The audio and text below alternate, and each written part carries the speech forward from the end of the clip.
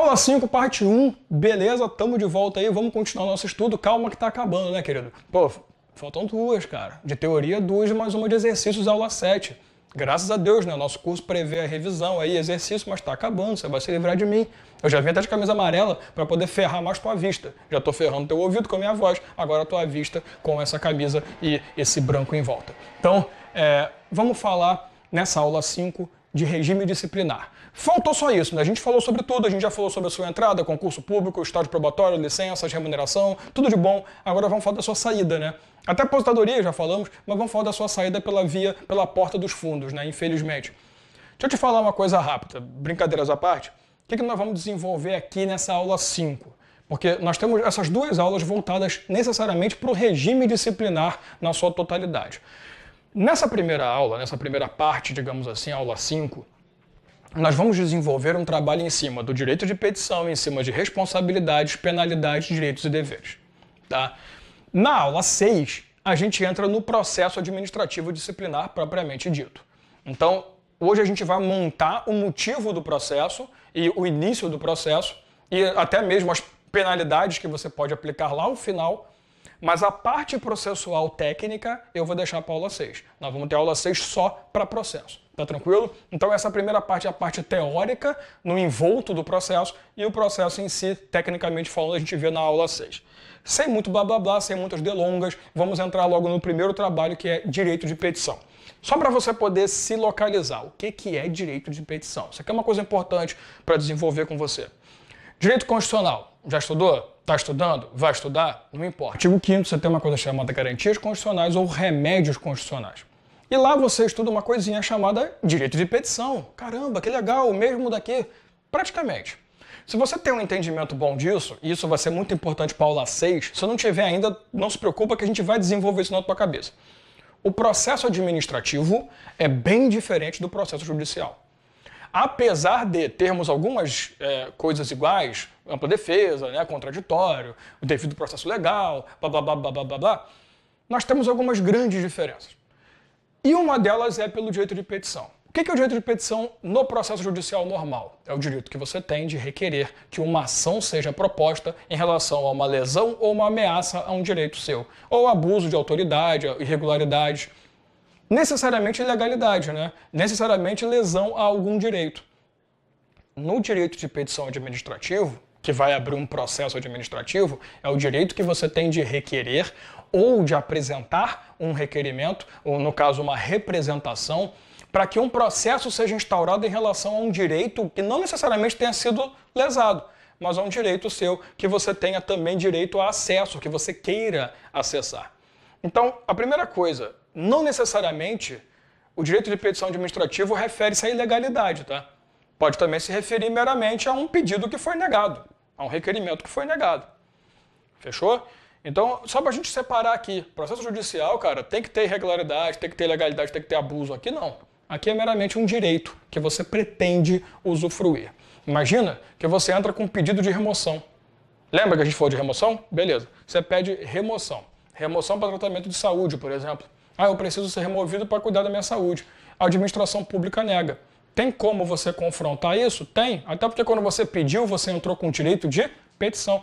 Gente, petição. O que significa petição? Pedir. Petição no direito constitucional é você pedir para um juiz instaurar um processo em relação a um direito seu. Que foi lesado, que foi lesionado, que foi desrespeitado. No administrativo, é o direito que você tem de pedir que a autoridade competente, aqui não tem juiz, claro, instaure um processo em relação a um direito seu. Ou que foi lesado, ou que você pretende atingir. Aqui não precisa ter lesão e ilegalidade necessariamente. Então, essa é uma diferenciação muito boa. Eu não vou nem entrar muito mais em outros detalhes, porque a gente vai fazer isso na aula 6. Mas o processo administrativo não tem nada a ver com o judicial em si. Eles são processos. Tanto que cada um tem a sua composição, né? Mas sem a gente se matar muito. Deixa eu colocar para você o artigo inicial do nosso trabalho, que eu quero que você entenda a primeira coisa. Nosso direito de petição, ele se divide em 4 modalidades, 4 atos que eu posso produzir e que são uma consequência do direito de petição. Vê o artigo na tela, daqui a pouco a gente continua e eu te explico bem cada um desses caras. Artigo 167.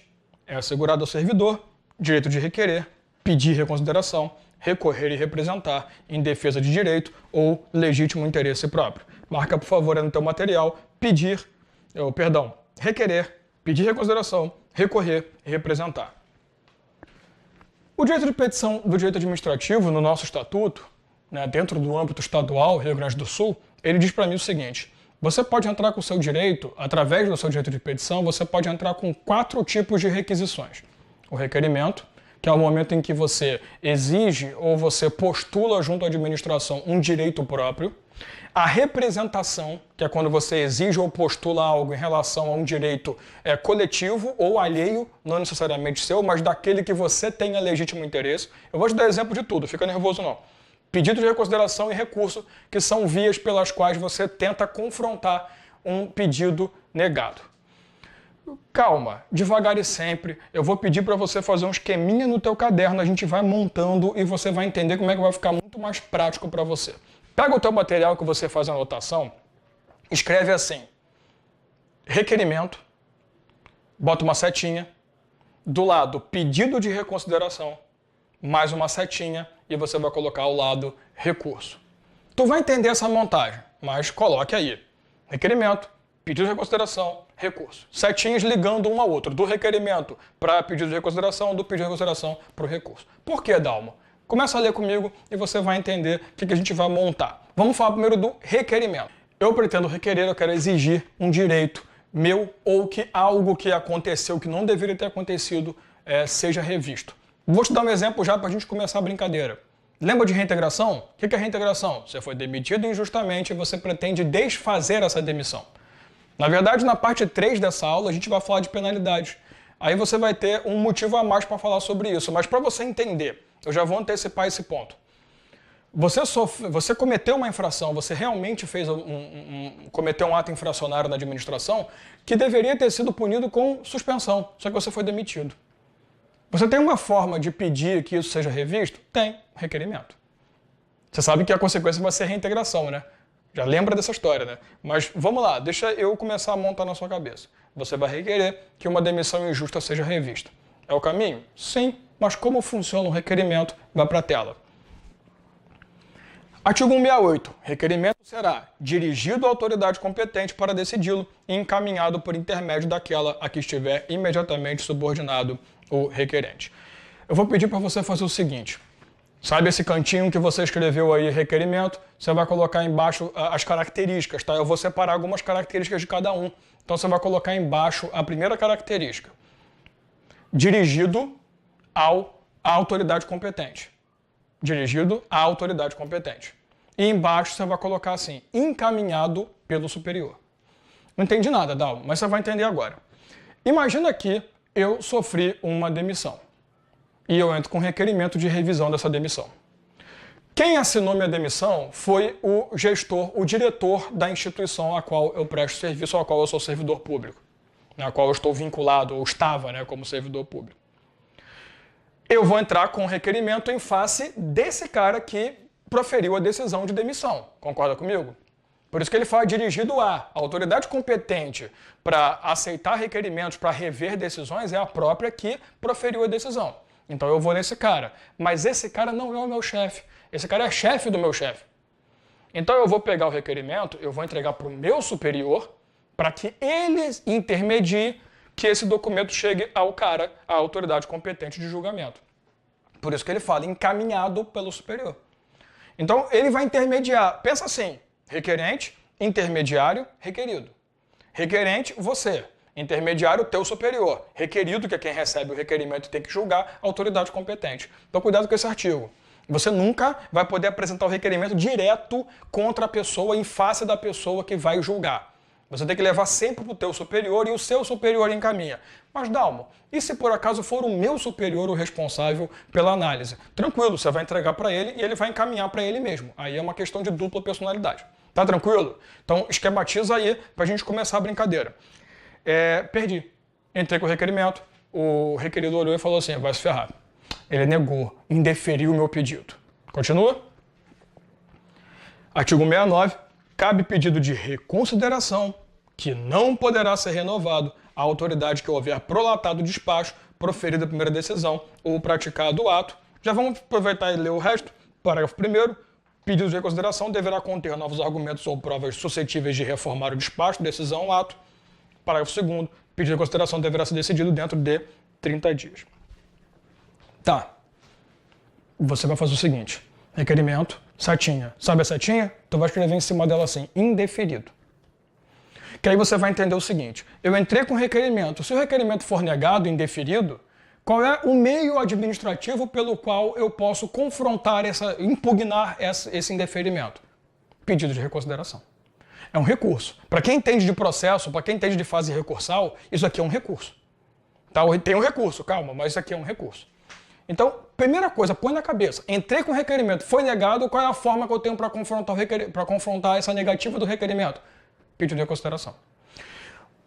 Colocou aí, indeferido, você vai entender que o caminho é pedido de reconsideração. Características do pedido de reconsideração. 1. Não pode ser renovado, então escreve embaixo características aí. Não pode ser renovado.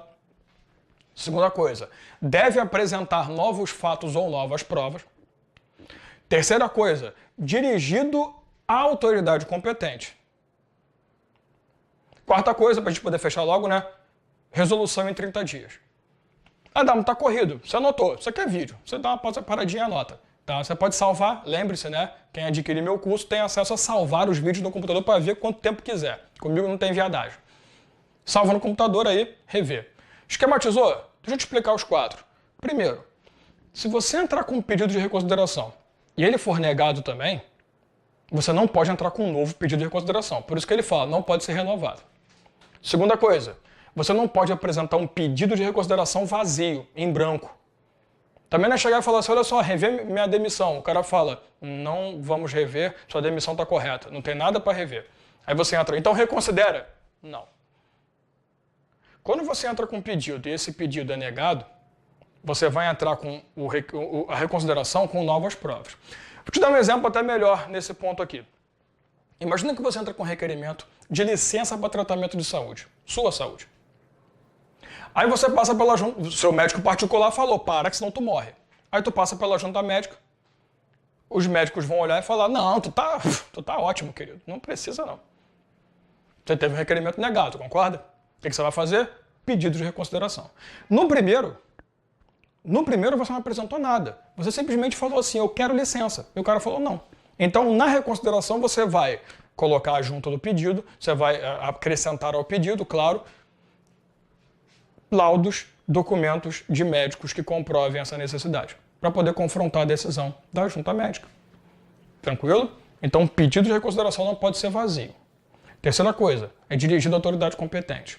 Só que veja que ele não falou nada sobre encaminhamento. Então, diferente do requerimento que eu encaminho pelo superior para o competente, o pedido de reconsideração é direto. Direto. Quem foi que negou? Foi o governador. Vou lá bater na porta dele. Filha da puta, sabe? Essa era para cortar, mas eu não vou. Quem foi que negou? Foi meu superior. Já chega chutando a porta. Ô, babaca! Toma aí, pedido de consideração. Não faça isso, né? Que senão você vai ser mandado embora e vão colocar lá. Demitido por ter sido aluno do DAO. Você vai entrar com o pedido de consideração à autoridade competente sem intermediários. Então aqui você não tem intermediário. Quarta situação, prazo para resolução, 30 dias. Entrei com reconsideração, o cara tem 30 dias para me responder. Fechou? Perdi a reconsideração também. Tô com uma sorte, né? Parece eu jogando em Mega Sena, não ganha nunca. Aí você vai fazer o quê? Setinha para o recurso, escreve indeferido. Lê comigo, você vai entender. Artigo 170. Caberá recurso como última instância administrativa do indeferimento do pedido de reconsideração. Parágrafo 1º. Recurso será dirigido à autoridade que tiver proferido decisão expedida do ato. Parágrafo 2º. Recurso será encaminhado por intermédio da autoridade que estiver imediatamente subordinado requerente. Opa, ele voltou a falar a história. Então vamos lá, vamos esquematizar. Indeferido, recurso. Então o caminho é requerimento, perdi. Reconsideração, perdi. Recurso. Por isso que ele fala que não pode renovar a reconsideração. Porque eu tenho outra via, outro caminho, o recurso. Escreve embaixo do recurso, por favor. Vamos às regrinhas desse desgraçado aqui. Primeiro, dirigido à autoridade competente. Escreve embaixo. Isso daqui é muito importante, encaminhado pelo superior. Igual o requerimento, ele vai passar pelo mesmo processo. Tu vai entrar com recurso, mas o recurso você entrega para o teu superior, o seu superior encaminha. Perceba que, Dalma, então deve ter alguma coisa errada. Provavelmente lá na reconsideração também faça isso. Pode ser, na prática pode ser que eles peçam encaminhamento, mas o estatuto não fala. A omissão da lei nos faz entender o seguinte: não é exigido encaminhamento pelo superior para a autoridade competente do pedido de reconsideração, mas é para requerimento e é para recurso. Porque não há exigência na lei. Não tem na lei, amigo. Então sua prova não pode cobrar, porque só pode cobrar o que está na lei.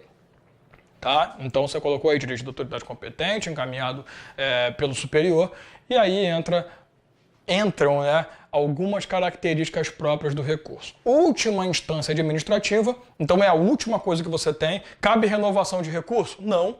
Agora, se você perder o recurso só via judicial, então perdeu o requerimento, perdeu com a reconsideração, perdeu o recurso, vai para a justiça. Lembro você, não exige, ninguém exige no direito comum que você exaura, que você detone, que você utilize-se de todas as esferas administrativas, as instâncias administrativas, para depois entrar no judicial. Desde que você entrou com requerimento, você já podia ter impetrado uma ação judicial na esfera comum, na via judiciária comum, tá? Então nada, você tem que fazer tudo, requerimento, reconsideração, recurso para depois ir para a justiça. Não. Eu estou te falando isso só para você entender, visualizar o caminho. Mas desde o requerimento você já pode ter ido para a justiça comum. Isso é problema teu. Tem mais características, Dalmo? Tem. Lê comigo que eu vou completar o serviço para você. Parágrafo 3º, terá caráter de recurso, pedido de reconsideração quando o prolator do despacho, decisão, ato, houver sido governador. Marque esse parágrafo 3º, que ele é importantíssimo. Parágrafo 4º, a decisão sobre qualquer recurso será dada no prazo máximo de 60 dias. Volta para o teu material e coloca aí nas características, embaixo. Prazo para resolução 60 dias. O mais importante de todos, você vai colocar um IPC aí. Para quem não conhece, o IPC é a evolução do OBS. É importante pra cacete, importante pra caramba. Depende de quem está escrevendo. No caso de pedido de reconsideração contra a decisão do governador, igual recurso. No caso de pedido de reconsideração de decisão do governador, igual recurso. O que eu estou querendo dizer para você? Vamos te mostrar isso em questão.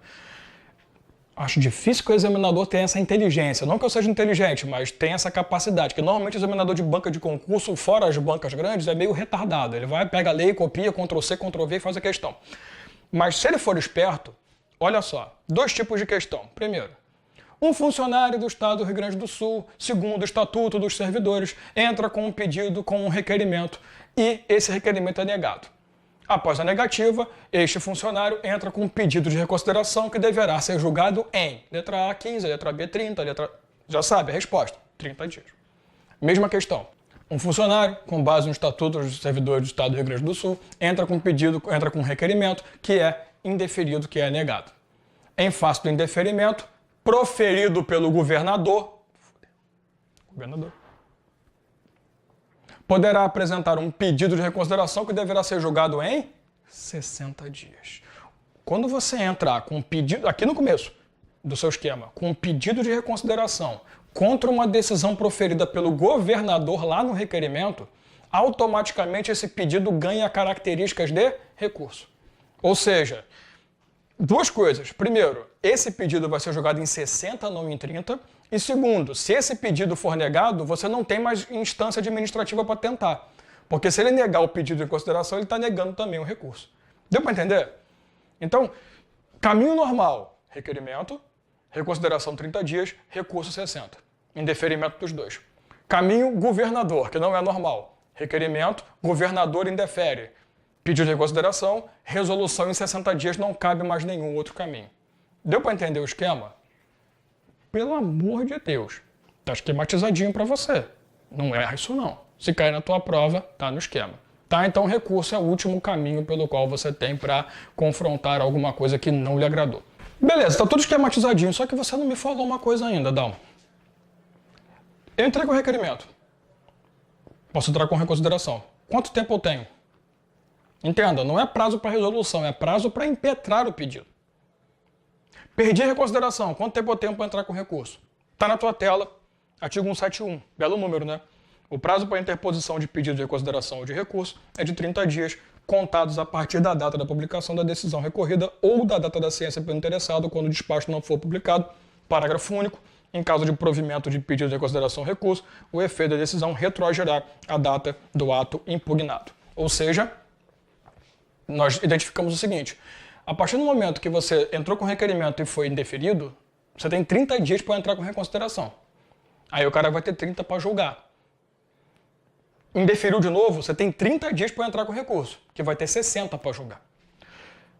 Damo, como é que começa a contar esses 30 dias? A partir de que momento? Depende. Se o ato for publicado, se ele depender de publicação para ser real, para ser um ato com efeitos, da data de publicação. Se ele for um mero despacho interno, de expediente, ou seja, não precisa de publicação, da data da ciência da decisão. Tá? Então, cuidado na prova da data da publicação ou da data da ciência quando não tiver publicação. 30 dias. Só isso. Prazo para interposição, né? Prazo para impetração dos pedidos, 30 dias. E o requerimento? Eu também tenho 30 dias a partir do momento que alguma coisa aconteça? Não, porque aí nós vamos entrar na prescrição. Próximo artigo. Vamos logo e eu te explico isso aqui. Artigo 172. Direito de requerer prescreve em 5 anos, quanto a atos de demissão, cassação de aposentadoria de disponibilidade ou que afetem interesses patrimoniais e créditos resultantes de relação de trabalho, 120 dias nos demais casos, salvo quando, por prescrição legal, for fixado outro prazo. Aí, rapidinho, o parágrafo primeiro vai falar que a gente já sabe, o prazo de prescrição começa a contar da publicação ou da ciência quando não for publicado. Parágrafo segundo, reconsideração e recurso, interrompem prescrição administrativa. Artigo 173, prescrição é de ordem pública, não podendo ser relevada pela administração. Me explica isso tudo. O que é prescrição? Para a gente começar a brincadeira. Prescrição é a perda do lapso temporal pelo detentor do direito da propositura de uma ação em relação a... Bonito, né? Tá, vamos falar igual gente. Né? Você falou igual o meu professor do cursinho lá que vem de terno e adora falar coisa técnica e não ensina porra nenhuma. Tem um monte que é assim, de direito. Adora. Por isso que eu venho todo escroto, microfone caindo, faz parte. Vamos falar de uma forma mais prática. Se você sofre uma demissão irregular, você tem 5 anos para entrar com requerimento. Se você tem férias não compensadas, já passou, não pagaram e também não cumpriram o direito, você tem 5 anos. Se você tem, sei lá, foi exonerado da administração pública, se foi exonerado, simplesmente, não foi nem demitido, foi exonerado, mas você não recebeu ainda 13º proporcional, você tem 5 anos, créditos resultantes. Cassação de disponibilidade de aposentadoria, 5 anos. Passados 5 anos, ninguém fez nada, aquele ato não pode mais ser confrontado. Essa é a ideia da prescrição. Nos demais casos, 120 dias. Então, regra para a sua prova. Você não precisa muito entender. Sabe por quê? Porque a banca não vai montar esquema e mostrar a prescrição para você. A banca ela vai te perguntar o seguinte: prescreve em 2 pontos. Aí você vai ter que procurar 120 dias, que é a regra, e 5 anos se ele falar demissão, cassação, patrimônio e créditos resultantes da relação de trabalho. Tá? Por favor, coloca assim, prescrição. Em cima, setinha para cima, regra, 120 dias. Para baixo, 5 anos, que é a exceção. E em quais casos? Quando aparecer na tua prova as palavras demissão, cassação, que aí tanto faz a aposentadoria e disponibilidade, você não conhece, nós vamos falar disso na parte 3 do nosso vídeo. Tá? Demissão, cassação, patrimônio e créditos da relação de trabalho. Créditos resultantes da relação de trabalho. Tá? Só para você entender prazo prescricional. A prescrição é pública, logo a administração não pode relevá-la. O que significa isso? A administração não pode negar o tempo de contagem. Se você apresentar uma reclamação, um requerimento, melhor dizendo, dentro do prazo prescricional, tem que ser aceito pela administração. Ela não pode negar, porque é de ordem pública, logo tem que ser respeitado por ser de interesse geral. Tranquilo? Tá, Dalma, eu não estou pedindo por mim, eu estou pedindo por todos. Eu estava trabalhando, meu coleguinha de trabalho, o retardado do lado, simplesmente recebendo propina para adiantar processo para os outros. Isso é legítimo? Claro que não, isso é improbidade, né? Pelo amor de Deus. O que você faz? Eu vou denunciar. Quando você denuncia, você não entra com requerimento, você entra com uma representação. Deixa eu te explicar uma coisa no direito. Requerimento e representação, que foi até legal o estatuto ter falado que raramente os estatutos fazem essa diferenciação, é bom que você conheça. Requerimento e representação têm a mesma ideia. Requerer que alguém atenda ou identifique desrespeito ou falta de observância de um direito. Os dois têm o mesmo condão, pedir alguma coisa. Só que no requerimento você pede em nome próprio, na representação você pede em nome de outras pessoas. Na verdade aqui seria a administração pública, seriam os terceiros prejudicados, o interesse público. Na representação não é você o autor, você não pede em seu nome, você pede que alguém te represente. Vou levar isso para a esfera de fora. Quando você entra com uma ação e essa ação tem que ir pelo Ministério Público, né, aquela tal da ação pública condicionada de representação, por exemplo, ação penal pública condicionada, você representa e essa pessoa vai falar em seu nome. Se você já estudou a Lei 8.429, de 92, a improbidade administrativa, você aprende que você não pode entrar com uma ação de improbidade contra ninguém. Você pede para o Ministério Público ou para a pessoa jurídica interessada, que foi prejudicada, pede para ela entrar com a ação. Então você está denunciando, a representação é meramente uma denúncia. Quando eu chego para o meu superior e falo, coleguinha ali está recebendo propina, eu não vou entrar com um procedimento com o meu nome. Eu não estou atacando ele, eu não estou sendo responsável pelo processo contra ele, eu estou representando, eu estou pedindo que alguém me represente, na verdade. Então é o direito de representação. No requerimento cabe recurso, pedido de reconsideração é recurso. Na representação não. Entrou com pedido, nada foi feito, aceita, como diria aquela frase clássica de um dos grandes gênios da atualidade, aceita que dói menos. Tá? Continua. Artigo 174. A representação será dirigida ao chefe imediato do servidor que, se a solução não for falsada, encaminhará a quem de direito. Parágrafo 1º. Se não for dado andamento à representação, dentro do prazo de 5 dias, poderá o servidor dirigi-la direta, sucessivamente às chefias superiores. Parágrafo 2º. Representação será isenta de pagamento de taxa de expediente. Aquilo que eu te falei, representação não cabe recurso, então ele não mostrou aqui o caminho. E também não precisa de intermediário. Representação é o seguinte, quem é o superior desse cara? Ah, é o mesmo que o meu, não tem problema. Quem é o superior desse cara? Eu vou apresentar a representação direto ao superior. Passados 5 dias, se o superior não falou nada, não abriu o processo ou não negou a minha representação, não vai ter nada não, porque a gente não encontrou indícios. Eu vou pegar essa representação e vou levar para o superior do meu superior, ou do superior dele, no caso. E assim sucessivamente até chegar ao governador do estado, se der mole. Tá? Então, a cada 5 dias, que ninguém fala nada, eu procuro o superior. Aí, quem vai se queimar é o pequenininho, né? Eu tô entrando aqui porque, pô, eu me apresentei lá embaixo, o cara ignorou, porra. Ridículo, né?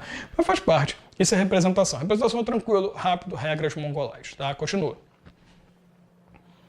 Artigo 175. Para o exercício do direito de petição é assegurada a vista do processo ou documento na repartição ao servidor ou procurador por ele constituído. Marca, por favor, esse artigo, principalmente na repartição. Artigo 176. São fatais e improrrogáveis prazos estabelecidos nesse capítulo, salvo motivo de força maior, devidamente comprovado. Ou seja, os prazos previstos aqui não podem ser prorrogados, salvo força maior, que o parágrafo único explica. Entende-se por força maior, prefeito do artigo, ocorrência de fatos impeditivos da vontade do interessado e da autoridade ou da autoridade competente para decidir. O que eu pedi para você marcar 175? Se você está respondendo por um processo, ou se você representou e você quer acompanhar, você tem todo o direito. Só que você não pode pegar o processo e levar para fora. Isso aqui não é que nem justiça comum, que o cara leva lá ao abrir o processo, tira cheque e devolve, não. Aqui você tem que ter vista do processo na repartição. Então você vai pegar lá, sentar e vai vendo e depois vai embora, quer tirar uma fotinha, escondido e tal, mas você não pode levar o processo, tá? E os prazos são improrrogáveis, a menos que aconteça força maior, motivo de força maior, que é aquele caso que alguma coisa impeça que o ato seja produzido por algum motivo retardado. Caiu um meteoro em cima da instituição, o cara está em coma, essas coisas normais da vida, tá? Vamos parando por aqui. Ficou grande, a gente tinha que falar sobre isso. Direito de petição, assunto tranquilo, né? Dá para ver que tem muita coisa, mas não é muito complicado. Eu peço para você apenas atenção para 2 detalhes. Quais são os meios pelo qual eu posso produzir o direito de petição e os prazos. Tá tranquilo? Daqui a pouco a gente volta.